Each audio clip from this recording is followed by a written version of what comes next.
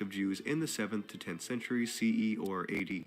The Septuagint text is a Greek translation of ancient Hebrew text translated in the mid-3rd and 2nd centuries BCE, LXX being slightly older than the MT version. The reason I bring up these two translations of the Bible is because LXX and MT possess drastically different versions of Ezekiel 32:27. The Masoretic text and the version that has ended up in most Christian Bibles reads like this: "But they do not lie with the fallen warriors of old, who went down to the realm of the dead with their weapons of war, their swords placed on their heads and their shields, resting on their bones, though these warriors also had terrorized the land of the living." The Septuagint version reads like this: "They lie with the warriors, the Nephilim of old, who descended to Sheol with their weapons of war. They placed their swords beneath their heads and their shields upon their bones, for the terror of the warriors was upon the land of the living." One says the descendants of one of Noah's sons, who died in battle uncircumcised, do not lie with fallen warriors in the Jewish realm of the dead or Sheol, while the other, older text claims they do. Modern biblical scholars almost unanimously agree that the MT version, the version in most Bibles, is mistaken, and the original text should read like LXX does. If this is the case, we have yet another last appearance of the Nephilim. Yet again, the Nephilim are described as fallen or slain warriors of old, the bygone days. The Nephilim now dwell in Sheol alongside other warriors who died in battle. Sheol, in the ancient Hebrew religion, is understood to be neither heaven or hell by biblical scholars. Rather, Sheol has much more in common with the Greek Hades or underworld, and in Ezekiel it seems like Sheol is most similar to the realm of Elysium in the Greek underworld.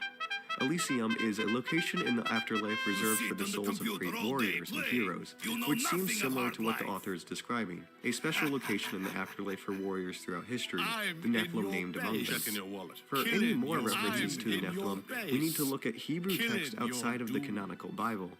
The Dead Sea Scrolls, a collection of ancient Hebrew texts dating around 400 BCE to 300 CE, are a mix of manuscripts, many of them being the oldest surviving copies of biblical texts like Genesis, Deuteronomy, etc.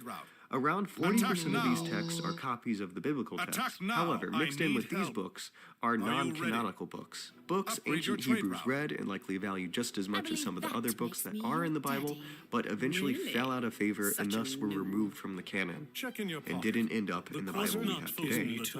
One of these non-canonical books is the Book of Enoch. The Book of Enoch is centuries younger than Genesis, Numbers, and Ezekiel, dating around the 300s BCE, so its relevance to these ancient texts might be a little different. The book expands on the Nephilim extensively. The Nephilim are said to be the descendants of the Watchers, or angels and humans. There is another text of the Dead Sea Scrolls written around 100 BCE called the Book of Giants, which seems to be a bit of a sequel to the Book of Enoch. Much of the same information given in the Book of Enoch is repeated in Giants. One of the interesting bits of information is that a few Nephilim are named: the Sumerian hero and king Gilgamesh, and the mythical giant intestine monster Humbaba, both legendary sort of demigods from the ancient Sumerian story, the Epic of Gilgamesh, are named as Nephilim or giants that existed before the great Noah's flood. And that's about all the information we are given about the Nephilim from ancient Hebrew sources. And from these texts we can say quite a lot about the Nephilim, which I will list out. So, firstly, and most importantly, we know they are in the older texts the hybrid offspring of the sons of God and female humans, or, according to more recent non-canonical texts, the offspring of angels and female humans. We also know they were giant, legendary, heroic, and mighty warriors, likely akin to Achilles or Gilgamesh that have fallen or were killed in battle. They belong to a distant, bygone period of Hebrew history, before the flood and before Israel's founding. The Nephilim are associated with a heroic death in warfare and dwelled in the Hebrew afterlife of Sheol with other warriors in history, namely those who were uncircumcised, in a manner similar to Elysium in Greek mythology and maybe even Valhalla in Norse mythology. The Nephilim in non-canonical sources are associated with demigods and legendary mythical characters from neighboring polytheistic religions, such as the Mesopotamian religion. Now, the picture that is starting to build in accordance to the textual evidence is that the Nephilim to ancient Hebrews were legendary demigod-like heroes that existed, fought, and achieved a type of status in the past, but are now no longer. I think the Nephilim might have been very similar to demigod figures that achieved greatness in their lives in the respective religions of the Hebrews' contemporaries, like in Greek mythology or Gilgamesh in Sumerian mythology. Its neighbors all believed in heroic men of divine achieving greatness in the past.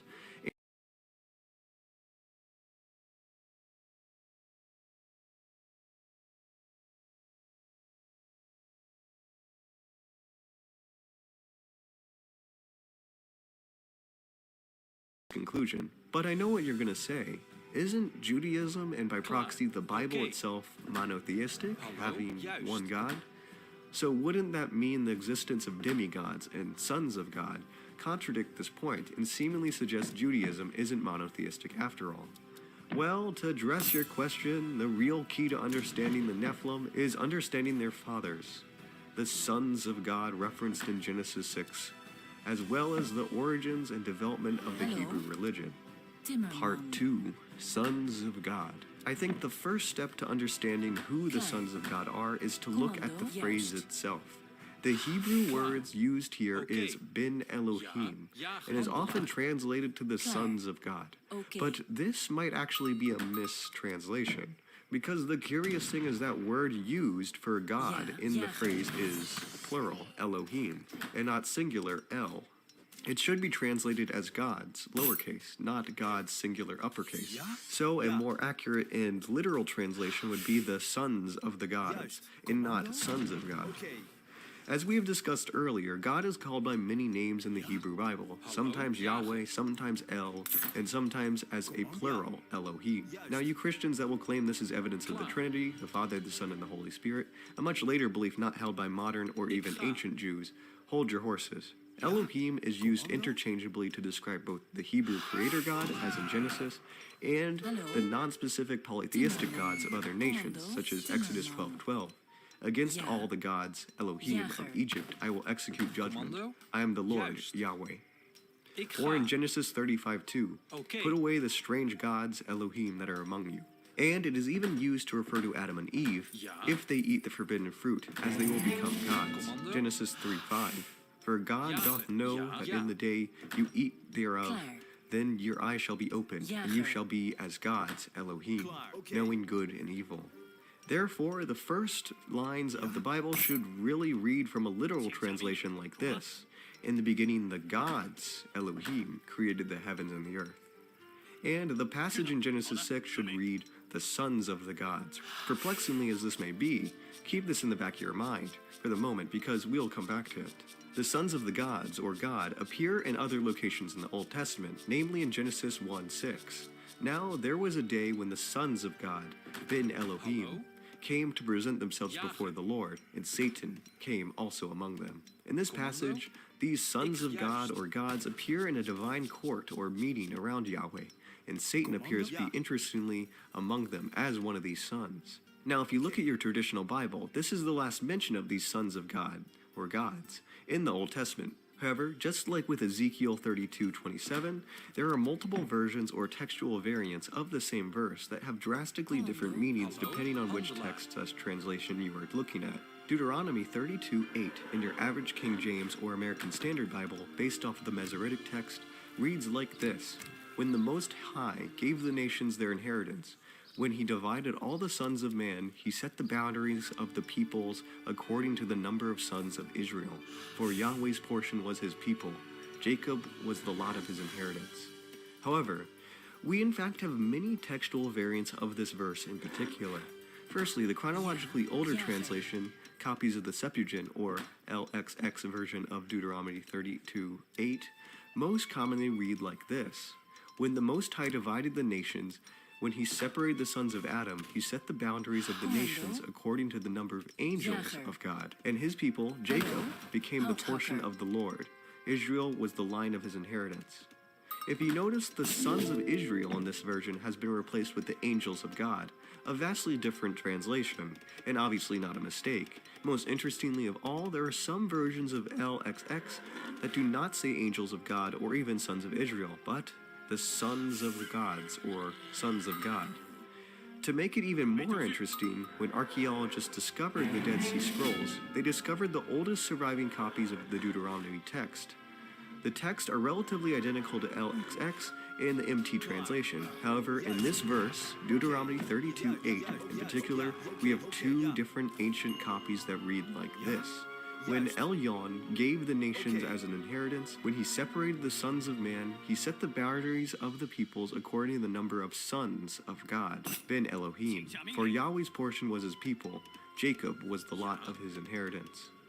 What the heck is going on here? Well, it appears the text changed meaning in simply just this single phrase the further you go back and the closer you get to the original Hebrew authors. The text appears to have been originally sons of God or gods, but was gradually altered over time to angels and then to sons of Israel, humans. It's certainly weird and curious, and it seems we have a bit of a cover-up going on here. Why were translators so concerned with this single phrase? Well, it makes sense when you look at the meaning of the verse. The author is claiming that the Most High, Elyon, divided the world into nations in accordance to the number of sons of Elohim. Yahweh, the Jewish God's portion, is the Jewish peoples, Israel. Yahweh in this passage seems to be a distinct entity from El, the Most High, and it is highly implied that Yahweh is one of the sons of the gods, or God, rather than God himself. More interestingly, if we look at the number of nations in which the world was believed to be divided into in Genesis 10, or the generations of Noah, or the Table of Nations, the number of names and therefore nations given is 70. This number of 70 nations directly correlates to a concept in the Canaanite religion, the primary neighboring religion of the ancient Hebrews. In the Canaanite religion, the world was divided amongst the sons of the supreme god El and his goddess wife Asherah. And the number of these sons? 70, with each nation belonging to a corresponding son of God. Greece was given to Zeus, Babylon was given to Marduk, Assyria was given to Asher, and of course Israel was given to Yahweh. It is an undoubtedly polytheistic message. Yahweh, the Jewish God, isn't the supreme God, but a son of the Most High, and Israel is simply one nation that corresponds to this God, with the other nations each having their own respective son of the Most High, or their own God that they worship. An alternative interpretation by Professor Richard Friedman, given in his book The Exodus, is that Yahweh is the highest God and did divide it among his sons, Marduk, Asher, etc., but kept Israel for himself, rather than El and Yahweh being different entities. Regardless, the message stays the same. In the ancient Hebrew religion, other gods exist, and the sons of Elohim are the gods of other nations. Although most translators and modern believers tend to see these sons of God as angels, this does not seem to be the case in the original meaning of the text. As Professor John Day puts it in his book, Yahweh and the Other Gods and Goddesses of Canaan, originally these were gods, but as monotheism became absolute, the status of angels.